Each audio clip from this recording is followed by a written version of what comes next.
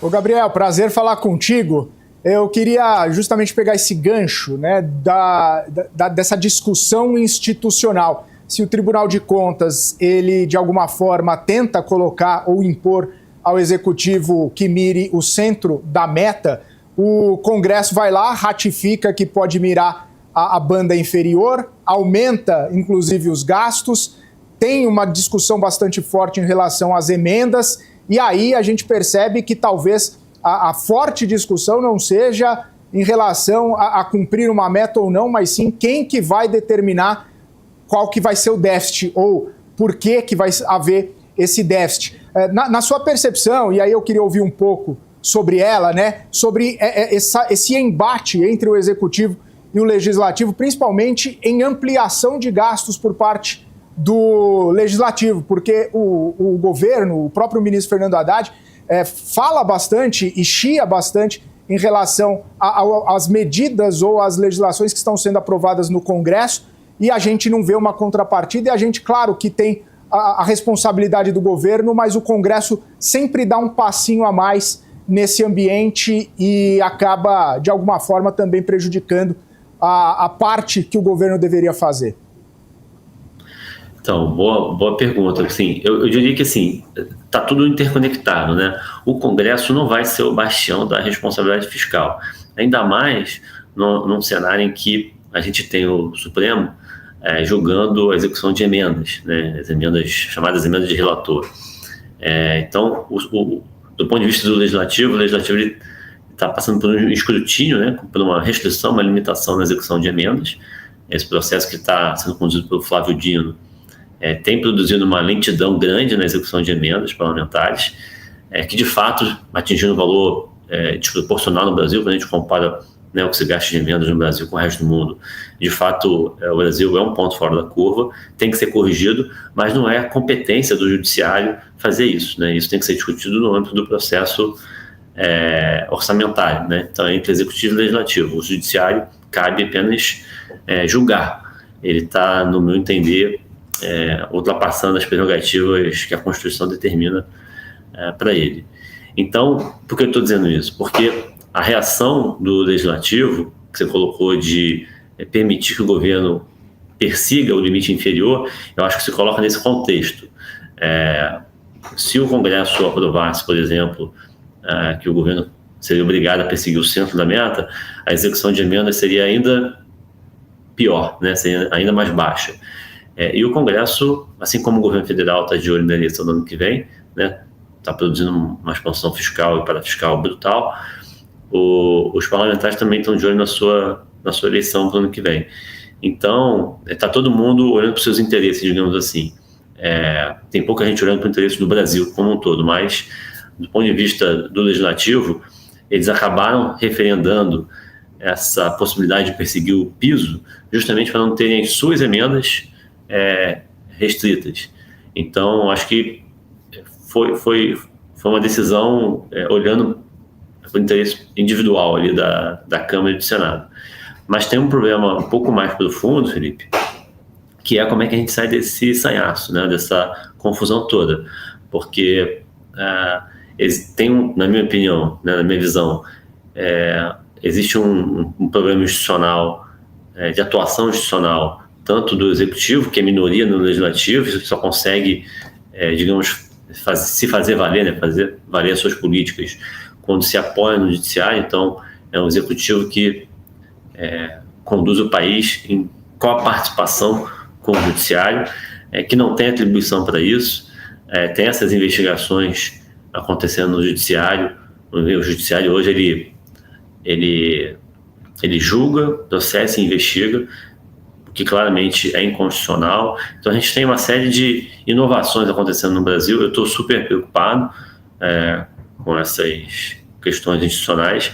Acho que vai dar bastante trabalho. No cenário otimista que a gente tem, né, uma mudança de governo, a gente vai ter bastante trabalho para corrigir essa confusão toda, porque tem muita disfuncionalidade institucional acumulada nos últimos 3, 4 anos.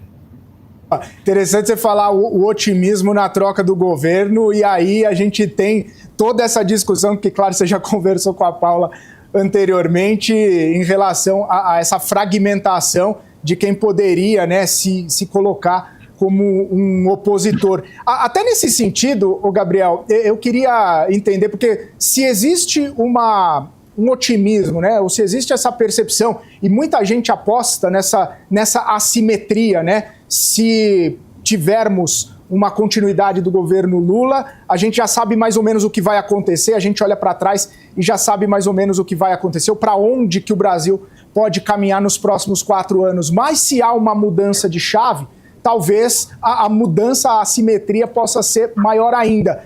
Na percepção de investimentos ou de assimetria, ou até mesmo de posicionamento, a gente falava que o cenário eleitoral não estava trigando muito, mas agora volta com força. É um cenário benigno até, essas correções mais fortes, justamente para justificar ou para embasar esse argumento da assimetria para uma transição, uma alternância de poder?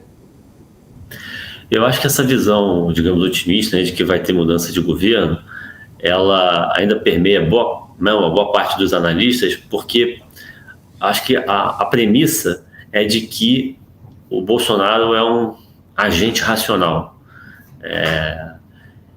Ele insistir na candidatura, por exemplo, do Flávio, ou de alguém da família como cabeça de chapa, ele escolher ficar preso, né, pelos próximos 4 anos, pelo menos.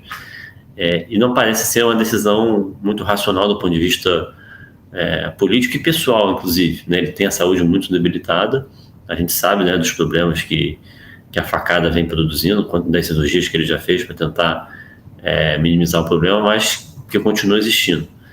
Então ele não tem saúde para ficar preso por muito tempo, e os filhos dele não vencem o Lula. Então parece ser uma decisão racional indicar alguém que tenha reais chances de vitória contra o presidente Lula. E só tem um nome, né? É o Tarcísio de Freitas. Tem um segundo nome, que é o Ratinho, mas é uma candidatura que ainda precisa tracionar muito, né? Ela está, digamos assim, atrás da candidatura do Tarcísio, se vier a ser colocada. Então, assim, pensando como um agente político racional, a decisão é muito clara, tem que ser escolhido o Tarcísio. É o cara que tem baixa rejeição, é o cara que o ponto de partida dele já é alto versus os outros candidatos, ele é pouco conhecido nacionalmente, ele tem uma baixa rejeição, o potencial de voto dele é bem grande. Se você combina um cara com esse perfil com uma boa escolha de vice, você tem reais chances de ter uma mudança de governo, mas para tudo isso acontecer depende da decisão do Bolsonaro, né? Eu fiquei menos preocupado pelo fato do Flávio Bolsonaro ter sido escolhido, porque isso foi feito em dezembro, né, desse mês. Se isso tivesse sido feito em fevereiro, março, aí realmente teria que jogar a toalha, o Lula estaria reeleito, mas nessa altura do campeonato me parece ser mais uma estratégia para negociar do que uma decisão escrita em pedra, sabe? Eu acho que tem como vencer o governo tem várias falhas, né? Vai deixar uma herança complicada. A partir de 27 a gente vai ter muito problema, vai ser muito difícil corrigir o fiscal, que é a grande origem dos nossos problemas. A gente tem vários problemas, não é só fiscal, mas tudo começa no fiscal. E tem que lembrar que o próximo presidente da República também indica 3 ministros do Supremo. Se eu não estou enganado aqui, pelo menos 3, né? Pode ser até mais. Se eventualmente alguém pedir aposentadoria antecipada, como aconteceu com o Roberto Barroso. Então, assim, tem muita coisa em jogo. Meu ponto tem muita coisa em jogo, e nesse cenário que a gente tem mudança de governo, como você bem colocou, a simetria ela é muito grande, né? Sim. De fato, é outro Brasil, porque se tem mudança de governo, a gente está falando do Lula, né, que está na política há 30 anos, fora do jogo. Então, realmente, é um outro cenário, é outro país, pensando no médio prazo, se você tem esse jogador, né, esse player fora do cenário político.